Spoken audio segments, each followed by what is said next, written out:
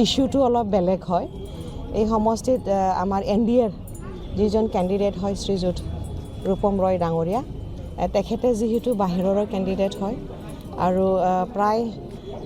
মানে আমাৰ মাইনৰিটি ভোটাৰ্ছটো এই সমষ্টিত বেছি হয় তো যেহেতু মাইনৰিটি ভোটাৰ্ছৰ আইডিঅলজি আৰু বিজেপিৰ আইডিঅলজিটো নিমিলে তো এই হিচাপতে সিহঁতে ভোটটো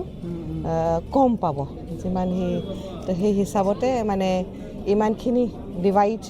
হৈ যাব BPFৰ যি ভোট আছিল এইটো ডিভাইড হৈ যাব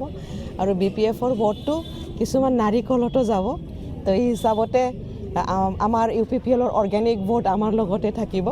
তো এই হিচাপতে লাইক আমাৰ অংকটো বেছি ভাল হয় আৰু এইটোৱে আৰু অলমষ্ট এই নাৰিকল আৰু আমাৰ নাংগল সিহঁততো একেটা দলৰে হয় বহুতখিনি এনেকা সিহঁতে প্লানিং কৰিছে যাতে বড়ো ভোটটো ডিভাইড কৰি পেলাই ৰূপম ৰয় ডাঙৰীয়াক জিকাই দিব পাৰে সেইটো প্লেনিং কৰা হৈছিলে কিন্তু মই ভাবোঁ এই যেনেকা ভোটিং পেটাৰ্ণটো হৈ গ'ল শুনি পেলাই ভাবিছোঁ যে এইটো মানে বিফল হৈছে বুলি আৰু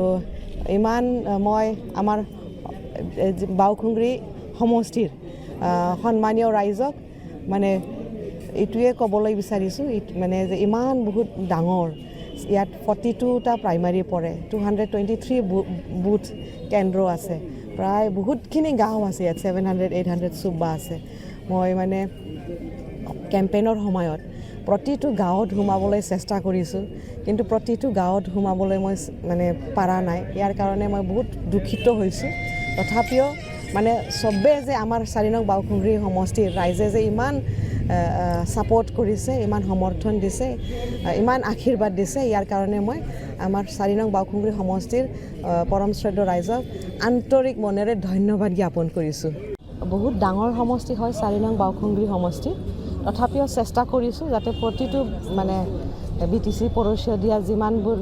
সমষ্টি পৰিছে যাতে অলপ ঘূৰাৰ কাৰণে চেষ্টা কৰিছোঁ তো ভালে পাই আছোঁ ভোটটো মানে UPPL ৰাজনীতি দলত মানে সেইবাৰ 4 নং বাওখুংগ্ৰী সমষ্টিত ভালে পৰিব সেই অপিনিয়নটো বিল্ড আপ হৈ গৈছে আৰু আমি ভালে ৰিজাল্ট কৰিম আজি খবৰ পাই আছোঁ আমাৰ ফলাফলটো খুব পজিটিভ সাইলেণ্ট ভোটাৰ্ছবোৰ এইবাৰ বেছি আহিছে মানে আমাৰ যিমানবোৰ সাইলেণ্ট ভোটাৰ্ছ আগত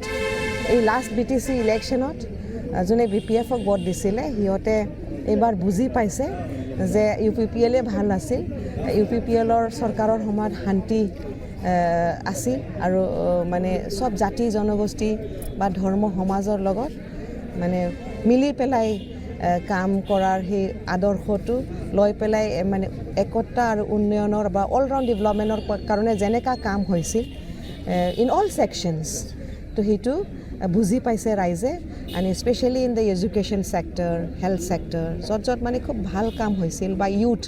sector, cultural sector, মানুহে মিছ কৰিছে এইটো and they are voting back for UPPL this time.